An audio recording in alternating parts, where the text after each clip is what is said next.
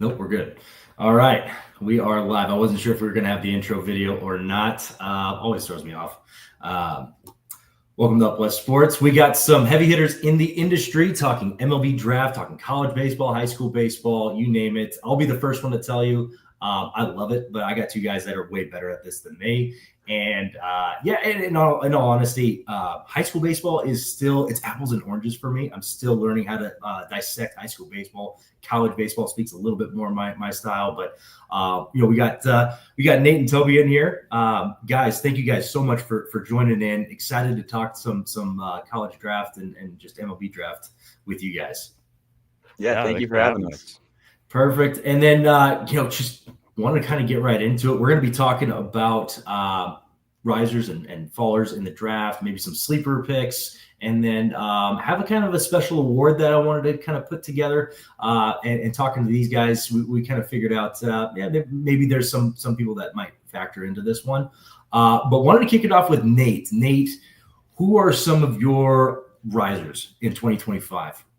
Yeah, I think the guy I've been banging the drum for the most is Tate Gray. I think over the last 4 weeks or so, a strong end to his high school season. And I think he set his high school home run record at 30 for a career. So that obviously raises some eyes right away. Then he went to the combine and absolutely showed out. EVs over 110 consistently. Looked like he might be able to stick at catcher. Looks like he's definitely not going to campus in Oregon. So he's been kind of my biggest riser through the process. I got a couple more, though, if you want me to kind of go down the list. Yeah, if you want to go with, we can go like 2 or 3 at a time, and then kind of kick it over. Great. My other one comes from the JUCO ranks. Matt Barr is a guy who wasn't on any of kind of like the JUCO draft boards heading into this year, and has absolutely risen up everything into probably the number 1 JUCO pick this year. I have him at 48 in my personal big board. Up in the upper 9s with 2+ breaking balls over 3,000 RPMs. Really impressed scouts so far this year. And he's from a smaller JUCO, Niagara County Community College in New York. So not a whole lot out there on him and not great comp. But there's like baby Mizorowski vibes with huge stuff and kind of this unknown nature. He doesn't have like the crazy extension or anything, but he's got some really good stuff and maybe more pitchability than Mizorowski. So I could see a team like the Brewers doubling up on JUCO arms and going someone like Barr in the second round. And then my last guy is probably my favorite player in this draft, is just Caden Bodine. He's been, in first round conversations all year long. But there's something about that defense and hit tool combo that just makes me feel so safe about drafting him. I have him, I think, at 13 on my personal board. I would love him in the top 10. That doesn't seem like a reality based on the hit tool reliance that we're kind of putting on Bodine, but the catching's legit. There could be a gold glove in there, and it looks like the floor is decently high. So I think heading to Omaha definitely raised his stock, but even before that, he just had a great year, and the power will come. He's shown flashes before. So those are my big 3 right there. I'm really glad that you said Nyack. I actually know the head coach there, Clingersmith. I was coaching at a Division II in North Carolina, and we were always trying to, siphon some players from them. They always they just produce dudes. And in the Northeast, you don't see too much, especially JUCO. You don't see them. Them and Lackawanna are like the only 2 I can think of that really produce at a high level. But yeah, I just wanted to mention that. Tobey, wanted you to kind of take it away with some of your risers in this draft. Yeah, so right away, I want to start with a college guy from ASU. Brandon Compton was one of those, and I think, Nate, you even mentioned it, or we were talking about it before. Brandon Compton just showed out at that combine and was showing some big pop during BP, and a guy that was, I believe, top 30 draft prospect going into the year. A lot of great bats on that ASU team, so he not necessarily was overshadowed, but didn't stand out as much as some people may have thought. He looked so good at the combine in those videos I saw from guys like Joe Doyle. Just it made me think he was going to rise so much in this draft. And not only him, but then shifting over to, I guess, the high school level, Slater DeBrun is a guy I really like for maybe the Diamondbacks in the draft. It's like a very D-backs like type of a pick for them. I believe he is, fairly undersized, but the tools are there for him. I like what he could bring to a pro org. And if they are trying to save a bit of money, I think they could go that route. And Reed Worley as well. I mean, what he did in the combine and just what he showed with that nasty slider grip. I mean, that pitch is just filthy. Any big league club is going to love getting that pitch to just work with. And I mean, just thinking about that, I think it's just alone going to make him a riser in this draft. So those are some 3 that I really like in this one. Yeah, and those are 3 really good ones as well. And then wanted to kind of kick it off with myself. I had a couple that I wanted to talk about. I know one of them's definitely being talked about as a potential. I think Comp A was where he'll probably fit in on the high end, probably a second rounder. But Ryan Weidman out of Western Kentucky, who just committed to Clemson, I believe. First of all, congrats to him on that. What an amazing move, and he has so much leverage kind of moving forward and everything. But I had a former player of mine that went to Western Kentucky, and I was just following him, and I just happened to see this Ryan Weidman guy halfway through the year. I'm like, hold up, who is this guy? What's going on? How come he's like killing it right now? But wanted to pull up his stats. I think he had 45 bags on the year. Was it? 45 bags, slash 398, 466, 652, and then he also had 10 home runs. So the power's not like, oh my God, but that Western Kentucky team really surprised me this year. And I know a handful of their guys are leaving. I think their head coach did the head coach take off as well. I believe so, yeah. I think he ended up taking off. Like phenomenal year for them. They made a deep run, but Ryan Weidman is definitely one of my guys. I have him ahead of, because one of the guys that kind of compares a little bit is Cam Cannarella, or at least in the same ballpark. I have him ahead of Cam Cannarella for me personally, but also I could, just because Cannarella was already at Clemson playing at that level, battled through injury and also kind of surfaced back a little bit, not quite in that top 10 range where he was kind of predicted out, last year. But I got him above Cannarella on my personal draft board. I actually didn't put a set number. I just have like, okay, these are my first round guys, these are my second round guys, and so on. But Ryan Weidman was one of the big ones. Another one, he's kind of wild, but if you just look at his stuff, he's kind of good. Brian Curley out of Georgia. He made the transfer from VCU. He is, I think, all 5'10", 5'11", right-handed pitcher that sits upper nines, and he's got some really good stuff. Again, you saw some of the stuff at the beginning of the year, the antics with sticking his tongue out with the guy on second and stuff like that. He's a wild guy, but I like him. I don't know if he ends up in the first two rounds, but from where he was at VCU and just I think the general consensus from last year to this year, I think he's a big riser and could potentially go in that rounds 3 through 5. I think that's kind of where he fits in. And if not, if he doesn't have the leverage that he needs, he goes right back to Georgia, and Georgia's still stacked. And Georgia's also done a phenomenal job with getting some guys in and everything. But the other guy I had, which we were just talking about him offline and everything, was James Quinn Irons. He was another guy that I had at the beginning of the year. I had no idea who he was, in all honesty. And George Mason wasn't a school that I was targeting as much. I tried my best to spread my map wide, but James Quinn Irons, halfway through the year, I see this 6'5" outfielder that has probably just as much, if not more, or just as much leverage and athleticism as Jace Laviolette. But he's at George Mason, so where does that play in the long run? And Nate, you got to see the combine and everything. How did he look in the combine? I'm just curious on your take on that. He's definitely been on my risers board. I wrote about him a lot in some articles for Prospects Live.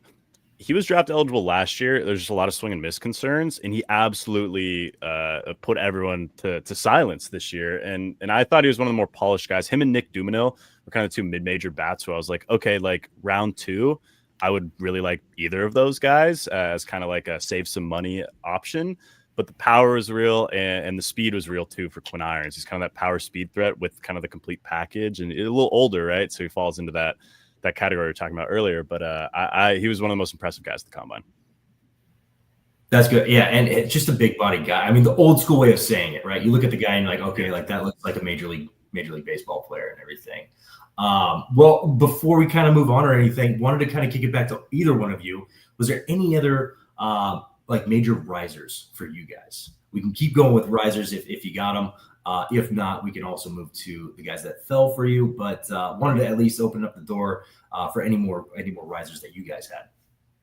I have one more. Jake Cook from Southern Miss, outfielder. He was the fastest guy at the combine. First of all, ran in the low 3.5s for the 30-yard, and he had the biggest broad jump by a good margin. There's not a lick of power on the guy, but it's like a 70 grade glove with 80 grade speed. except I think he was 3 for 7 on stolen bases this year. So it's like this weird profile where he hasn't learned how to steal bases yet, but you can project like 50 steals out of the guy because he's so fast and really good hit tool. And he's explosive enough where I think that there might be some power in there if he goes to the right org. There's like some weird Chandler Simpson's like a buzzword now, but there's like some Chandler Simpson vibes without the steals, maybe a little bit better of a hit tool. So I think he's creeping up near our top 100 at Prospects Live, and he's well within my personal top 100, just as one of the most exciting kind of interesting prospects in this draft at a Southern Miss. Yeah, Southern Miss has some dudes. They do. Yeah, no, Southern Miss is there, and they've always been a good program. But they've really, between them and Coastal Carolina, they've really separated themselves in the Sun Belt. And the Sun Belt in general is a good conference. It's one of my favorite conferences to watch, especially for football too. But yeah, I mean, Sun Belt is just, and those two schools have really kind of taken off. Well, yeah, Toby, what about you? Is there any other risers that you really like? Say one more college bat. With how stacked just the college bats are in this class, especially near that first round, Andrew Fisher for me has just continued to rise. One of the best bats in the SEC this year. You see what he does just on a game-to-game basis. He's a competitor. I mean, he just loves to go up there and just win at bats versus the pitcher. Not going to be a guy that you're going to have to really teach much to at the professional level. He's going to probably rise pretty quick through his system. And I think, if a team takes a chance on him there in the first, or higher in the first, I don't think that's a bad pick at all. Phenomenal bat, has great pop. They do it right there at Tennessee. So I think that would be a great pick there for any team in the first. Yeah, and he's another wild guy too. And I love Tennessee. And Nate, you're invested in Seattle a little bit. Jerry Dipoto, I was talking about this last week. I've noticed he likes more vanilla guys. He doesn't like beat your chest type of guys, which Liam Doyle seems like that's off the table at number 3. I would be surprised. I'm not saying it's a no. I'm just saying I would be surprised if Jerry went that route and went with Liam Doyle. I did some research. He has never drafted under the Vitello era. He has never drafted a player from Tennessee, which is crazy to me. Not once. The last player I knew was actually a player that I played with was Taylor Smart, and I think he was a 17th rounder back in 2014. And that wasn't even Jerry Dipoto. That was Jack Sorenzik who drafted that. So I just had to make that a point, and that's the reason why I think they don't go with Liam Doyle at number 3. Sorry to be Mariner specific, but I just had to point that out.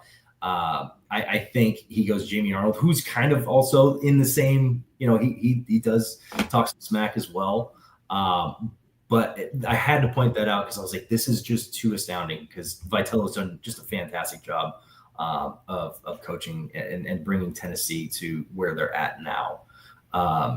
But the other riser I had for me before we kind of moved on and everything was Gavin Gallagher out of North Carolina, and he's a draft-eligible sophomore this year. And just seeing him against Arizona as well kind of sparked it for me. I was like, oh, he's good. I don't know, how good. I don't know how much he rises. And then seeing that, that weekend against Arizona, I thought he kind of separated himself a little bit. Again, he may not be a first rounder, but he's definitely risen in the draft for me. I like him. I like where he's headed. He's got a ton of leverage to be able to go back to college and just be a big name for next year as well. And then the other one I had, which I guess it's a little bit more common or more known and more talked about, but I didn't have him in the first round or really even second round at the beginning of the year, but Anthony Ianson out of LSU. He's getting definitely comp A talks, and I've seen him as high as like 25, 26 on some people's boards. But I think comp A is probably where he ends up going, and I really like his stuff. He's got really good stuff that if he's going to take off, we talk about VAA. I don't know, I don't have those exact stats. I wish I did, but I think he has pretty good VAA just from the old spectacles that I got here. But I like what he has to give, and I think he's going to be very good at the next level. Then kind of moving and shifting gears into people that have fallen in the draft. Without being, I guess, too negative, because this might reach some of these people, but some people that we had high expectations for, and maybe they're just not right there. They're still going to have a great career ahead of them. But Nate, want to kick it over to you first. Who's somebody that kind of fell for you in this draft? I think there's two big ones personally, and it's Jace Laviolette and it's Tyler Bremner for me. Laviolette, I think people have heard the story, right? Like they kind of understand what's going on with him. He's a platoon bat. There's a bunch of raw power. We'll see. It feels like it's almost like there's some mental issues going on there with like his process as far as baseball, because he's got all the talent in the world. And if I was a team picking in, the second half of the first round, I would probably be all over him. But he's fallen down boards from kind of number one spot we had him in heading into the year. And then for Bremner, I'm just not in love with the shapes other than the changeup. I think he's kind of a one pitch guy. I talk a lot about him with some of the guys at Prospects Live. Reese White is one of them who's seen him in person a lot. And it's really just a double plus changeup. And then it's a pretty average fastball and slider. And the slider's got really bad shape to it. And it feels like a one pitch guy.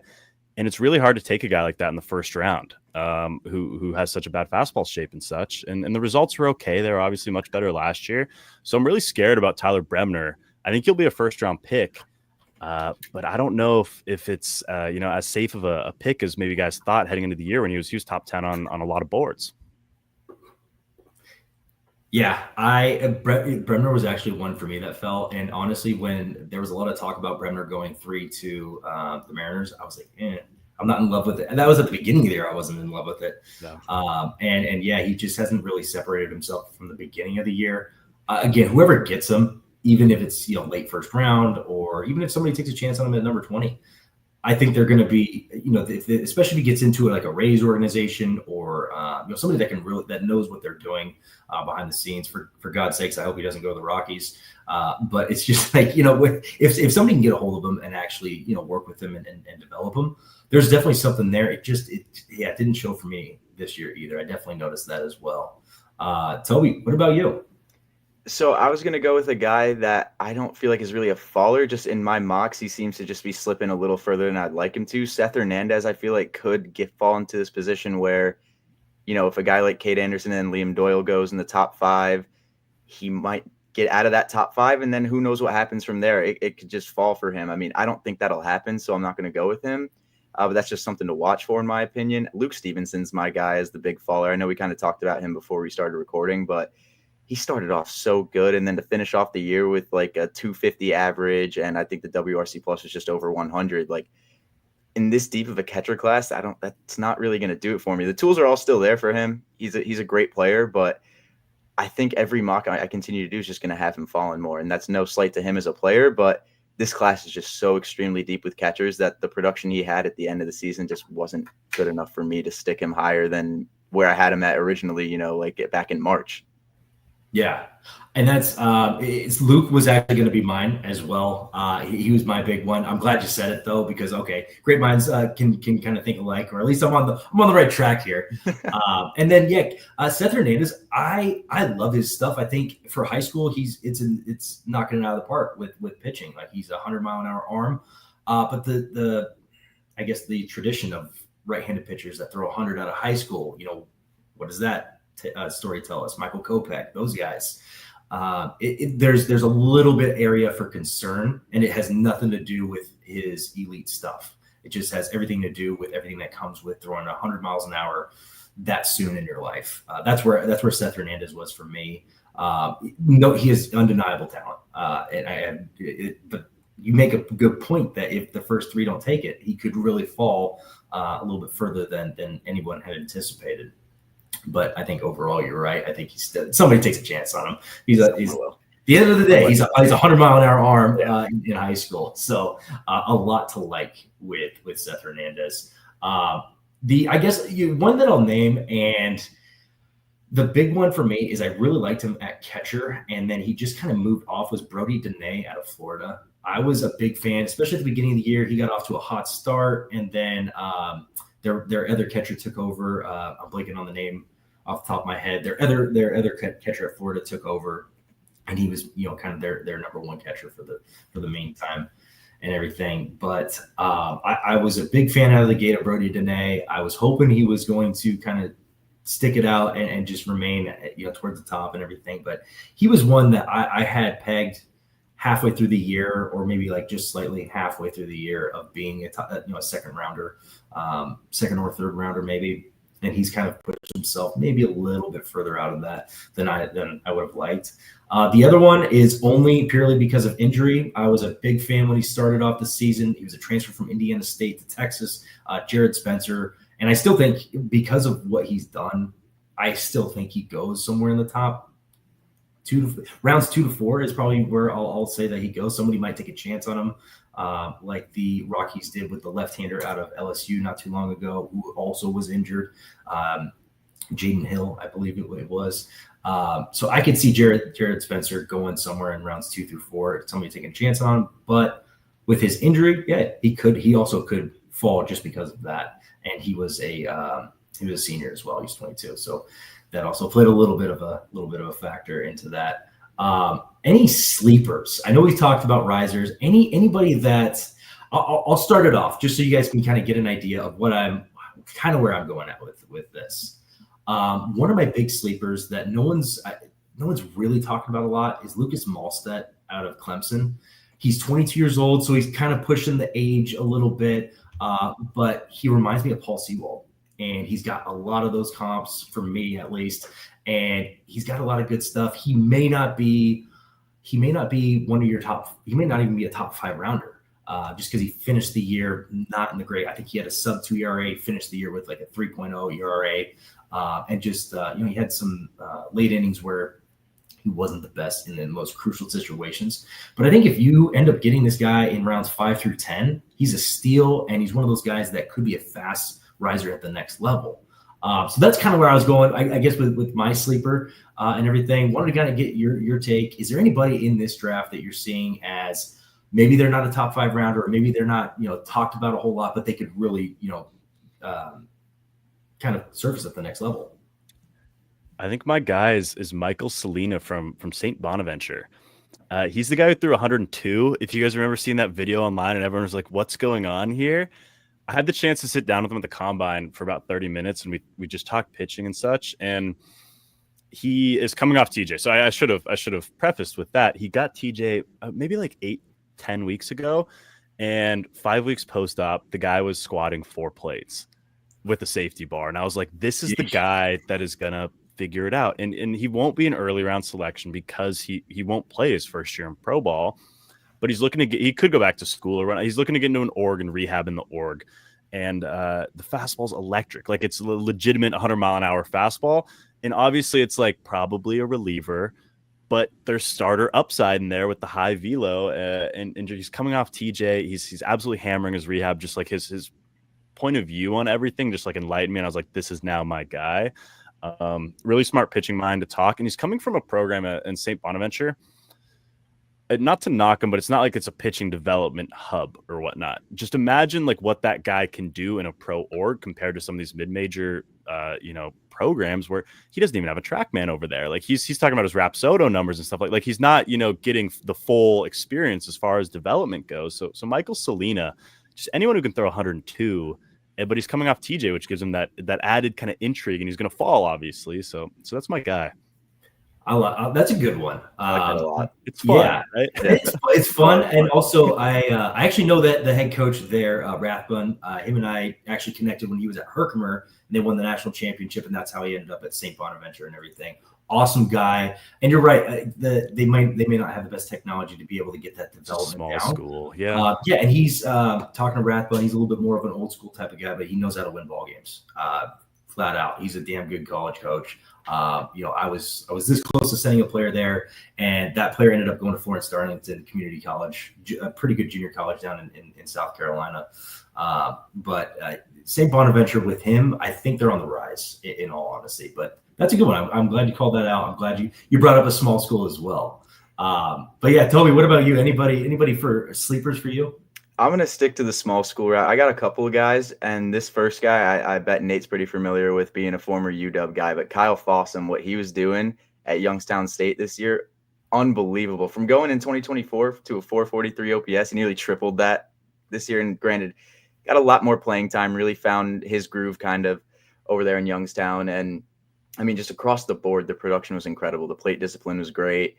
The power numbers were like video game numbers. That's how good he was this year, hitting 23 bombs. And, this won't be a guy taken early. He's 23, but I think this is a really good professional bat for any org. And I think if a team takes a chance on him, they're going to get a really solid bat to add to their system. And the other, I really like Logan Davenport from Northern Kentucky as well. He kind of that same type of guy as Fossum, not the same type of player, but they both hit for a lot of power. And those types of bats are just always very intriguing to me.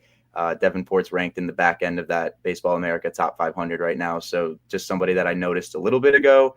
And, I'm just intrigued to see where he goes as well. But those are just my big two. I love the small school. I had a handful of small school guys, and they're my stuff just is all over the place and everything, and so I just had to kind of go with the list that was right in front of me. There's actually two I wanted to name, and they are big school guys, so heads up. One's Pierce Coppola. He's got a lot of talent, and we've seen him on his A game, but injury seems to be a thing. If that guy can get over the injury bug and just kind of figure things out, 6'7", 6'8", left-handed pitcher, and he can really stick it. And he's going to be a high K per 9 guy. And he didn't do a terrible job filling up the zone too for being a high strikeout guy. So I think if he can get over that injury bug, and I think he's also like 22, so he's on that cusp of getting up there in age. But this could be a year where somebody sticks it out and gets him in that rounds 5 through 8 or whatever, and takes a chance on him. He can really turn some heads once he's full go. The other one is a guy I've actually gotten to work with. I was here in Arizona working at a place called Push Performance, and this guy was working out. Awesome guy, awesome family. Rylan Zaborowski out of Georgia. He transferred from Miami, Ohio. When I was coaching here in Arizona, we played him when he was at Yavapai Community College. The guy's got light tower power. He's got next level power, and you saw it really translate from Miami, Ohio, to the SEC this year. He can hit with the best of them. And the reason why he didn't get drafted last year is beyond me. I don't know why no one took a chance on him, but also he had leverage, and he's doing some SEC things, and it really shined this year. The age is going to play a factor, but I think whoever gets him is going to be extremely lucky to have this guy. And I think he's going to be a quicker riser at the next level, just because his swing is, it's gorgeous. And it doesn't have a ton of holes compared to some other guys. But Rylan Zaborowski is one of those guys where I hope somebody takes a chance on him and he ends up getting that full go. He's got also, I can speak to this because I've seen it. His work ethic is amazing. Phenomenal human being. So I'm hoping that he gets that chance and he takes off with it and everything. Before I close that door, was there anybody else that sleepers for you guys? If not, no worries. Don't feel obligated to find another one. But I wanted to open that door up before closing it and moving on to kind of our next spot. I just love the two guys you shouted. They're both on my board under old players. Zabrowski's just that DH is gonna hit, and then Fossum. I played with him when I was 16, actually, and then I played against him in high school. So, awesome. So I know him decently well, and I'm kind of glad he got out of UW and got the fresh start, the smaller ballpark over there where you could just launch a pull side home run. So he's a fun guy, like 10th round Kyle Fossum. I'm totally into it.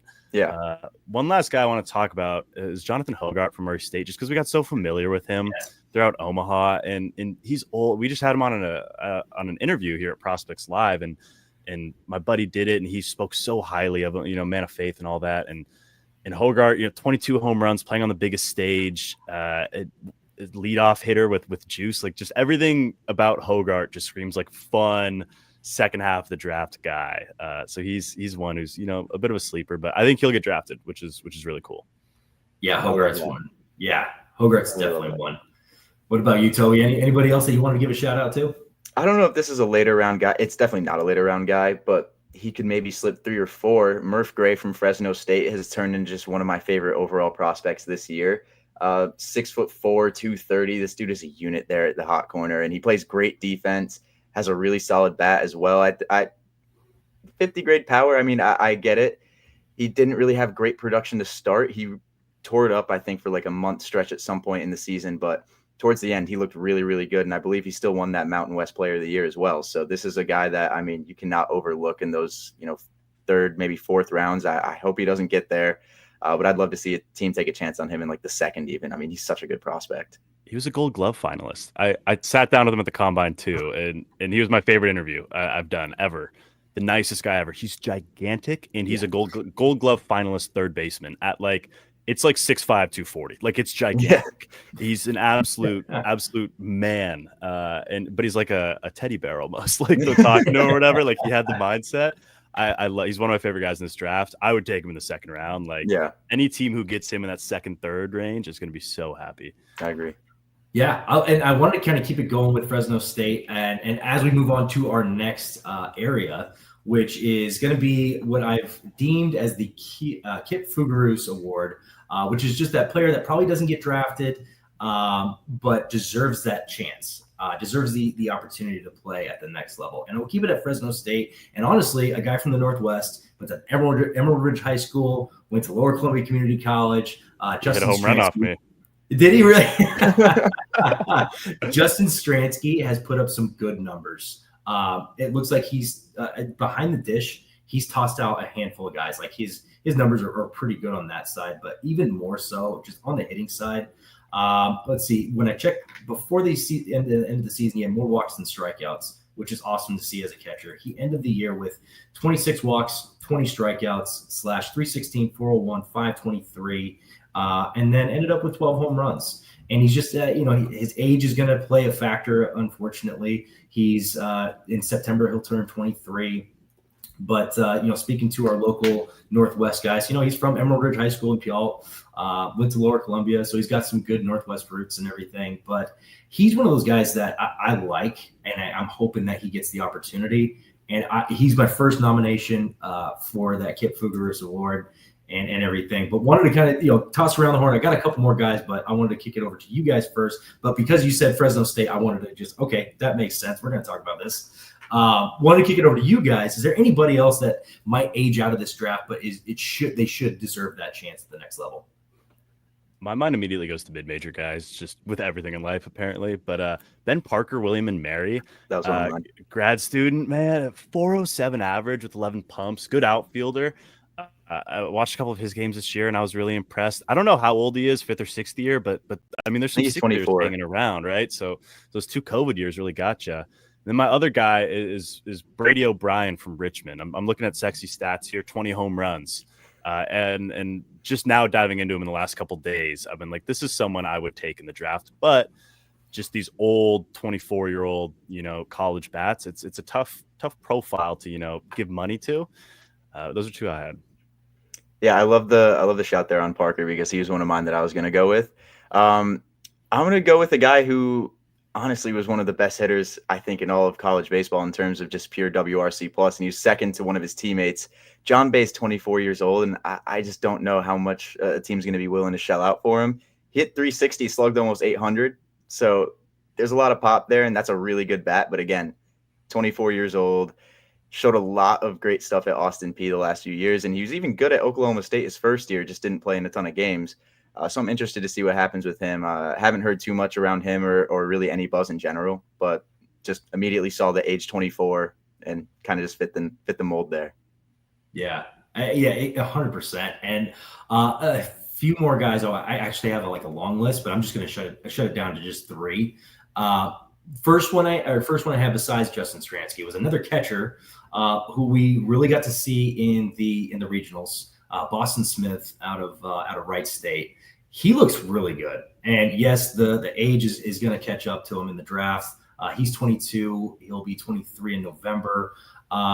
Could be a potential late round if somebody takes a chance on him, but end of the year with 26 home runs. The power's there. You saw him gun down some guys against Vanderbilt.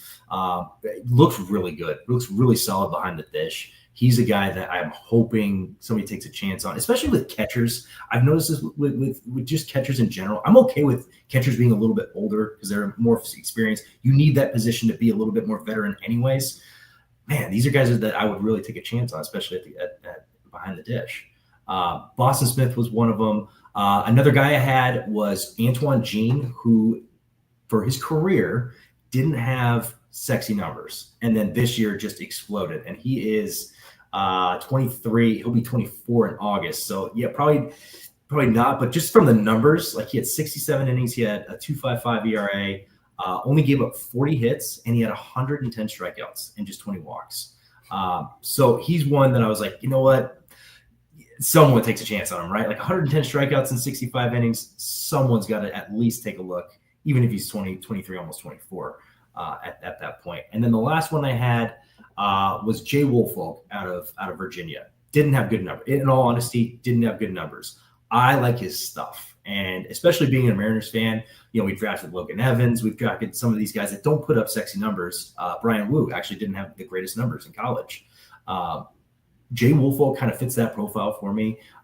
Speaking back onto VAA, just looking at his fastball and how he gets down the mound, he looks like he has an incredibly good VAA and somebody that if you were to put in the pen would rise extremely fast, especially in an organization like the Mariners. If I didn't say it already, I am a Mariners fan. But yeah, just had to throw that out there. But Jay Woolfolk, I had to give him a shout out because, the numbers aren't going to sit there and scream need to be drafted or anything like that. But if he ends up not getting drafted and gets a UDFA, I think this is another guy that deserves that opportunity at the next level. But yeah, I wanted to toss it back over to you guys. Was there anybody else that you wanted to give a shout out in this Kip Fougerousse award? I got an old teammate of mine. I went to Bellevue Community College here in Seattle, and I had a buddy there named Ryan Lynch who set the NWAC ERA record when he was at Bellevue our sophomore year. Now he's over at Coastal Carolina, and he's their closer. And he had a .6 ERA this year. Granted, 30 innings, it's a reliever in the draft. He tops out in like the lower nines, so it's not the coolest profile or whatnot. But this is a guy where it's like you look at the numbers, he passes the eye test. There's more velo in there. He was set to start at Coastal Carolina last season, got hurt, came back a little late this year, which put him in that bullpen role.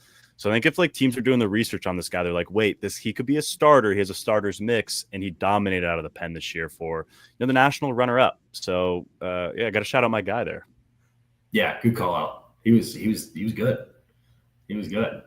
But yeah, what about you, Toby? Anybody else that you wanted to give a shout out for this Kip Fougerousse award? Honestly, I think I'm good with where I'm at with John Bay. I also wanted to mention Ben Parker, but Nate got to it first, and I'm good. I'm good with leaving it off on those two. Perfect. Well, guys, thank you again so much for hopping on, being a part of this. We do have something really fun coming up. We are actually going to throw together our little off-screen mock draft, and then we'll resurface that a little bit closer to the draft.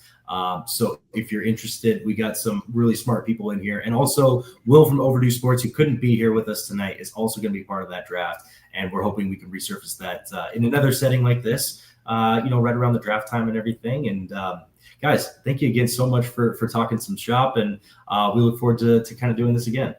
Of course, appreciate you having us. Thank you. Yeah.